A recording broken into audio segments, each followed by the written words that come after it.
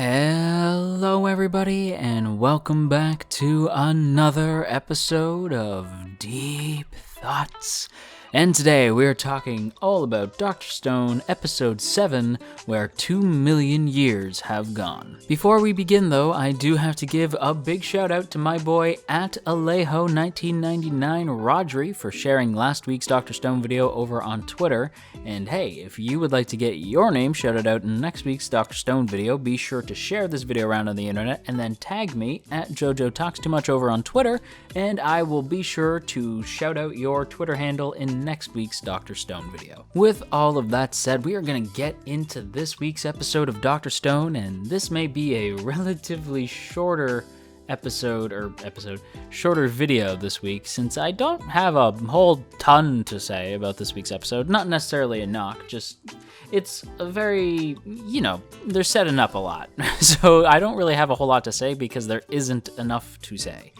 Unfortunately, since it's a building up episode, I can only really talk about what is presented to me, which isn't a lot. Setup is difficult to talk about. I do like the setup for this arc, and I'm excited, and it's far from a bad episode. It's just, talking about setup is tricky, because I can't say too much. For an example, let's go ahead and start with my only real negative for the episode.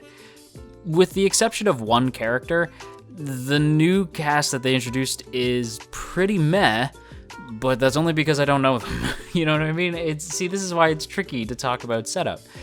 The only character that we knew before this episode was Kohaku, and she's still kind of meh. I'm not overwhelmingly impressed by her yet, although judging off the stuff that I saw last week and the stuff that I saw this week, and likely what I'm judging solely off the fact that everybody loves this friggin' character and the amount that I see her in promotional material, I'm assuming Kohaku is really gonna grow on me.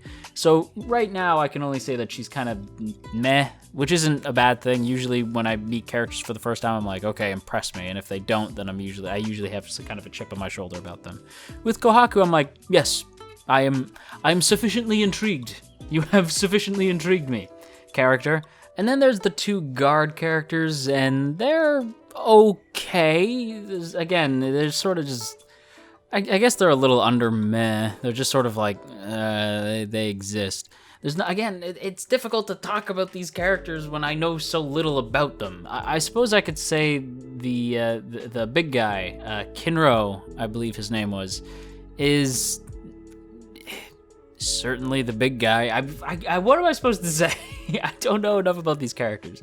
So introducing them to me in this way was decent, because we do get to kind of get ideas on their basic character quirks. Kinro's your big guy. He's kind of stoic. He's really setting like the rules of their people. What was the other dude? Kinro and Ginro? I don't remember the other guy, the littler guy. He seems excitable. He seems a bit flighty. I don't really have an opinion on the two guards. I don't really have an opinion on the older sister, who seems to be like the leader of the group, or I believe they call her the priestess. So I don't know if maybe she's some kind of like spiritual figure to this group. I don't know if she's necessarily the leader. That's just sort of what I got from it. Her two guards, I don't have any opinion on. It's kind of tricky to talk about, right? So again, I don't have any opinion on them.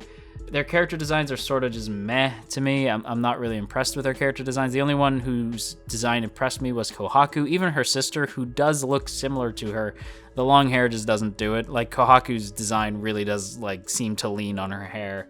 And I guess of the cast, there's only one that really impressed, or of the new cast rather, there's one that really impressed. Which means I can get into my positives, because, oh my god, I love Chrome. Chrome is the best internet browser, but also happens to be the best character that they introduced in this episode.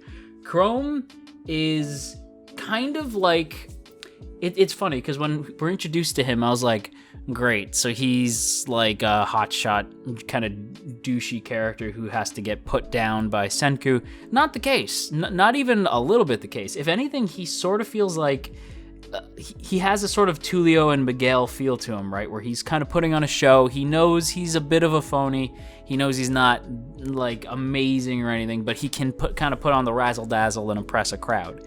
But he's aware that Senku could out-science him, or as he calls it, pull some greater sorcery on him. And so he does have that sort of air of Tulio and Miguel, but one of the things that makes Tulio and Miguel, if you don't know what I'm talking about El Dorado, by the way. If you haven't seen El Dorado, that's just shame on you. That's something you need to fix.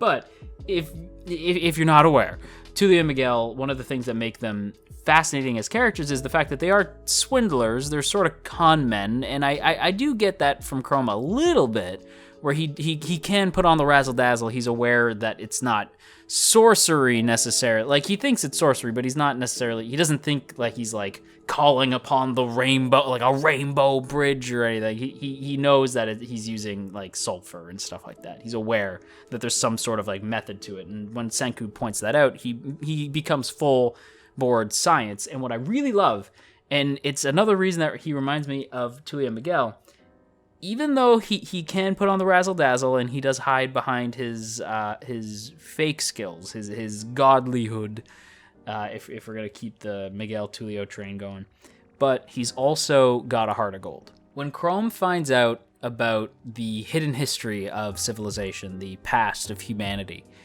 instead of being like just like, whoa, that's cool, we gotta get ourselves back there, this could help so and so, he's genuinely upset and quite frankly pissed off that somebody would set civilization back so many years. He's probably upset because he knows the technological leaps that humanity could have had in 3,000 plus years, and the idea that somebody took that away from him really upset him, and it was genuine. It was a genuine reaction, and the whole fact of the matter, like the whole fact that he went into sorcery, is all to save Ruri, I believe her name is, who is Kohaku's sister, the priestess, who, again, admittedly, I don't care about right now, but I care about Chrome, thus I care about his goal of fixing Ruri. And I appreciate that Chrome doesn't continue to call it sorcery. That was a little annoying,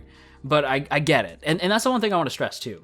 What I really like is I can see people being annoyed, right? Where it's like, oh, I get it, sorcery, ha ha ha. Or like, oh, I get it, he can't come into he's not allowed in. Rules are rules, I get it.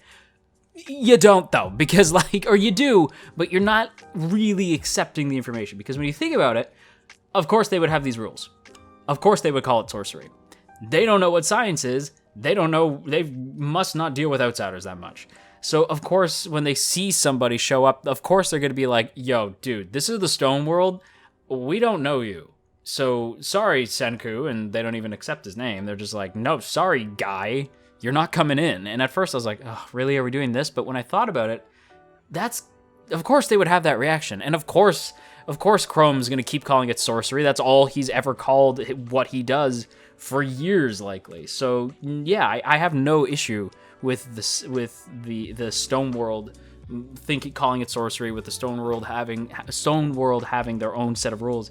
It makes total sense. And what I loved about this episode, and it's what I really want to drag home, is the setup for this arc that we're getting into. This is such a cool idea. The idea that the whole purpose of this this next arc is going to be the search for antibiotics to fix Ruri, which that's got to be high up on your priority list if you're trying to restart humanity. And not only that, we get a tease of this, and I could be wrong, but I'm pretty sure I've heard like through vague quote unquote spoilers, and I doubt it's even really a spoiler, but because it's kind of hinted at in this episode.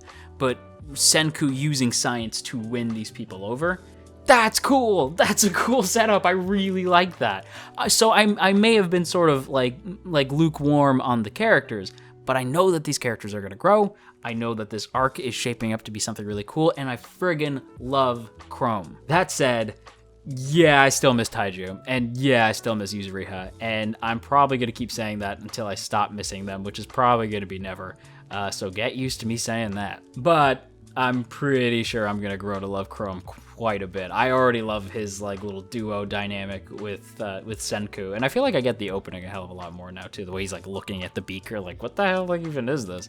And I don't know. I'm really excited. I'm really excited. I was worried last week. You guys know. You guys. If you watched last week, you know. I was worried.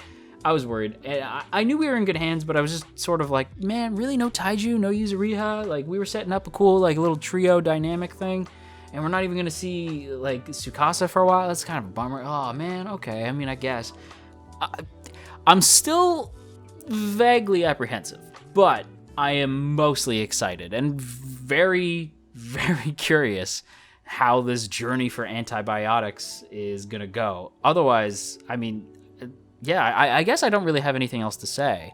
I guess I had more to say about this episode than I thought I did, huh? Overall, I'd say that this episode is pretty good. It's a lot of setup, but you kind of have to expect that going into like this sort of transitional period between arcs and really between like casts when you think about it. So overall, if I had to give this week's episode a rating, it would definitely be one of a B-. It's a really good episode. It is a lot of setup. You have to kind of accept that going in, but it is still really fun. Now, with that said, before we wrap up this video, as always, I have to give a big shout out to the good folks over on Patreon, namely those in the Earl Grey tier: Calvin Atkinson, Crowbar of Irony, Dominic, Urza, No For Nothing, Maria Teresa, Mirth Mouser, Nye, Omnigaramond, Opinionated Slime, Cell, Shadow Creative, Sipco Games, Somastan, Tristan, and Verdon. Thank you guys so much for your continued support over on Patreon, and if you too would like to join the ranks of the T Squadron, then by all means go ahead and check out the first link in the description. Go check out the Patreon page, see all the cool rewards you can get, as well as access to our Patreon exclusive Discord. But on that note, everybody, that is going to be a video. So if you enjoyed today's video, then you've probably been on the internet long enough to know what to do already. So I ain't going to tell you, but I will say that it is appreciated. And if you've had a stressful day, you go have yourself a warm cup of tea. And I will talk to you all again real soon.